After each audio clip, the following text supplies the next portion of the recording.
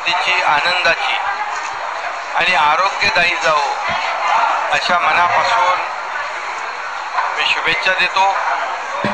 खरं म्हणजे ठाण्यामध्ये फिरत असताना प्रचंड उत्साह, जोश, जल्लोष तरुणाईमध्ये पाहायला मिळाला।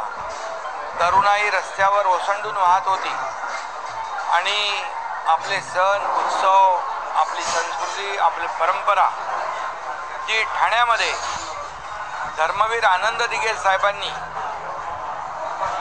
या सणांचा उत्सव सुरुवात केली उत्सवाला। मग गोविंदा, गणपती, नवरात्रोत्सव, दसरा, दिवाळी येणारा प्रत्येक सण हा मोठ्या उत्साहात साजरा झाला पाहिजे आणि या सणानिमित्ताने सर्व आबालवृद्ध, तरुण, ज्येष्ठ, लाडक्या बहिणी, लाडके भाऊ सगळे एकत्र आले पाहिजे ही भावना मनामध्ये ठेवून हे सण उत्सव साजरे होऊ लागले। यावर्षी तर उत्साह शिगेला पोचला होता। तरुणाईमध्ये प्रचंड उत्साह होता आणि ठाण्यामध्ये याला एक आगळं वेगळं महत्त्व आहे आणि म्हणून आम्ही सगळेजण त्यांच्या प्रत्येक दिवाळी पहाटला उपस्थित राहिलो। जिकडे जावं तिकडे तरुणाई, तरुणी, आबालवृद्ध सगळेच लोक सामील झाले होते आणि मला आनंद आहे, मला समाधान आहे की या ठाण्यानेच, या ठाणेकरांनी मला मोठं केलं। त्यांच्या आशीर्वादाने मी राज्याचा मुख्यमंत्री झालो। आता राज्याचा उपमुख्यमंत्री म्हणून मी काम करतोय। याच्या मागे ठाणेकरांचे आशीर्वाद आहेत आणि म्हणून ठाण्यातला प्रत्येक उत्सव हा माझा कुटुंबातला उत्सव म्हणून मी पाहत असतो आणि म्हणूनच मला आज आनंद दिघे साहेबांची, बाळासाहेबांची आठवण झाल्याशिवाय राहणार नाही। कारण या ठाण्यावर बाळासाहेबांनी प्रेम केलं आणि ठाण्याचा विकास धर्मवीर आनंद दिघे साहेबांनी आणि सण उत्सव दिघे साहेबांनी वाढवले आणि म्हणून ठाण्याला उत्सवाची, सणांची पंढरी म्हटलं तर वावगं ठरणार नाही आणि त्यामुळे मी पुन्हा एकदा सर्वांना दिवाळीच्या शुभेच्छा देतो। तुम्हा सर्व पत्रकारांना देखील मनापासून शुभेच्छा देतो। आपल्या सगळ्यांचं अभिनंदन करतो। सर, दरवर्षी दिवाळी साजरी होत असते, मात्र संपूर्ण वर्षभर तुम्ही बाहेर असता, संपूर्ण वर्षभर घराच्या बाहेर असता। दिवाळीच्या दिवशी देखील तुम्ही फॅमिलीसोबत देखील, नंतर आधी ठाणेकरांबरोबर दरवर्षी साजरी करत, गुढीपाडवा देखील हीच परंपरा, नेमकं काय असतं? मी सांगितलं आता की ठाण्यातला प्रत्येक उत्सव हा माझ्या कुटुंबातला उत्सव म्हणून मी मानतो। ठाणेकरांना मी माझं कुटुंब मानतो। महाराष्ट्र माझं कुटुंब आहे आणि त्यामुळे या प्रत्येक उत्सवामध्ये मी अतिशय मनापासून सहभागी होत असतो आणि त्याचाच आजचा जो दिवाळी पहाट आहे ती देखील तशीच साजरी होती आहे आणि मी नेहमी वर्षभर दौरे असतात, कार्यक्रम असतात आणि त्यामुळे सण उत्सव जे आहे या कार्यक्रमात देखील सहभागी होतो। यामध्ये मला आनंद आहे की लाडके भेटल्या, लाडके भाऊ पण भेटले, लाडके भाचे पण भेटले आणि लाडक्या भाच्या पण भेटल्या आणि सगळ्यांनी मोठ्या आनंदात हा उत्सव साजरा केला। मोठा प्रतिसाद या दिवाळी पहाटला ठाणेकरांनी दिलेला आहे। शेतकऱ्यांना आणि लाडक्या बहिणींसाठी काही विशेष तरतूद केली आहे का? त्यांची दिवाळी कशी बोलवणार? शेतकरी यावर संकटात आहे, इकडे आनंद आहे। हे बळीराजाच्या डोळ्यात अश्रू होते, परंतु त्यावेळेस देखील बांधावर आम्ही सर्वजण गेलो, शिवसेनेची मदत केली।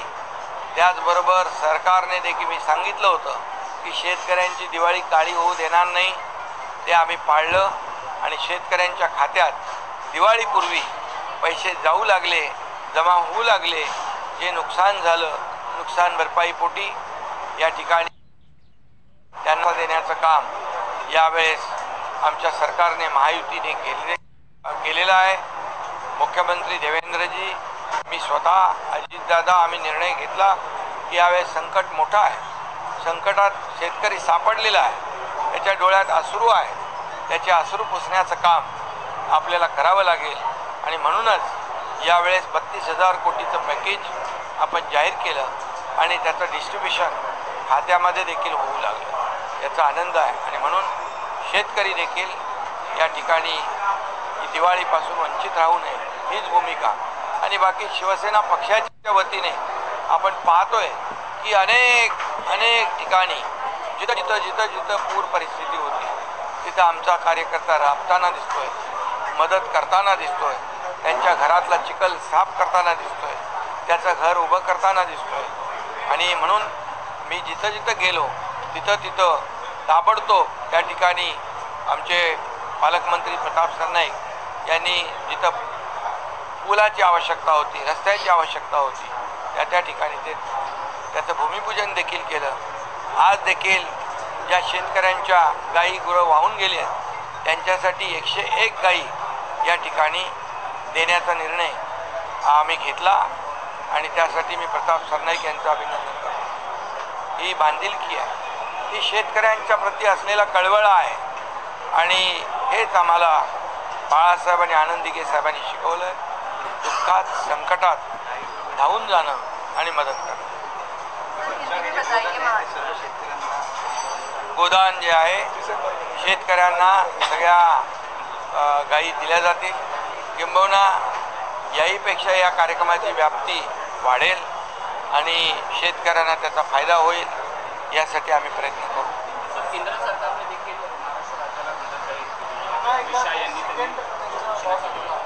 बिलकुल यामध्ये आम्ही आदरणीय प्रधानमंत्री नरेंद्र मोदीजी यांना विनंती केली, अमित शाह साहेबांना विनंती केली की संकट मोठं आहे, आम्ही तर आमची जबाबदारी सरकारकडून पार पाडू, परंतु संकट मोठं असल्यामुळे केंद्र सरकारची देखील आम्हाला आवश्यक आणि जी नेहमी शेतकऱ्याच्या मागे उभे राहिलेले आहेत याही वेळेत ते मागे उभे राहिले.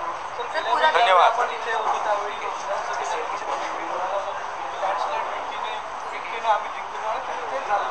आज आता पुन्हा एकदा महाराष्ट्रामध्ये स्थानिक संस्थांच्या निवडणुका आहेत, ठाणे महानगरपालिका, स्थानिक महानगरपालिका.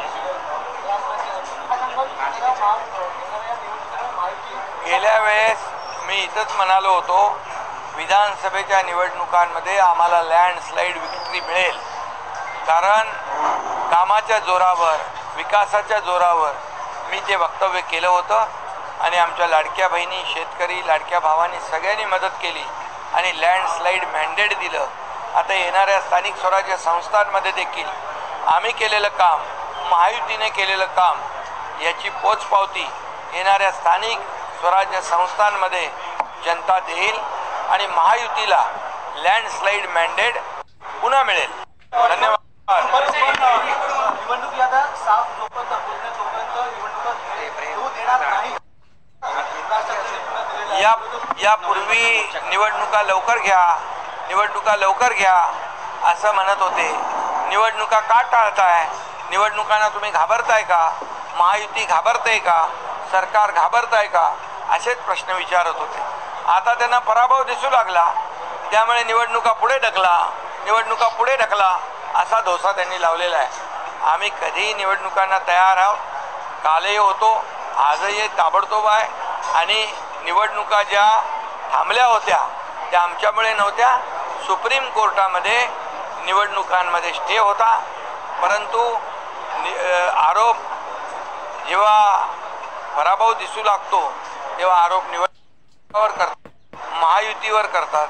हा त्यांचा रोजचा धंदा आहे, त्यामुळे त्याच्याकडे आम्ही काय विशेष लक्ष देत नाही. आणि किती इकडं काय ते सुरसुऱ्या लवंग्या फुटल्या तरी आमचा महायुतीचा ॲटम बॉम्ब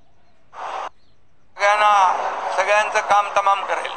त्यामुळे तुम्ही काळजी करू नका, महायुतीच पूर्णपणे लँडस्लाईड मॅन्डेट मिळवून जिंकेल, कारण महायुतीसोबत महाराष्ट्रातली जनता आहे. नवंबर को एक बड़ा प्रोटेस्ट इन्होंने अनाउंस किया है, ऑपोजिशन पार्टीज ईसीआई पे एक और बार जाएगी.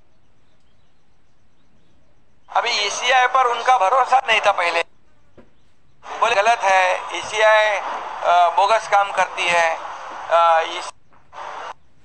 करती है और अभी उसके ऊपर उनको जाके मिलते हैं, डेलीगेशन जाता है। पहले तो उन पर भरोसा नहीं था, अब मोर्चा निकाल रहे हैं। ये उनकी हार उनको नजर आ रही है। जो महायुति ने लैंडस्लाइड मैंडेट विधानसभा में लोगों ने दिया है, उसकी पुनरावृत्ति फिर से ये लोकल बॉडी इलेक्शन में होगी, ये पूरा भरोसा उनको है। और इसलिए अपनी हार छिपाने के लिए ऐसे हथकंडे वो कर रहे, मोर्चा डालने का काम कर रहे। और हम भी चाहते हैं कि ट्रांसपेरेंसी हर चीज़ में हो, और ट्रांसपेरेंसी के लिए वो जो उसके ऊपर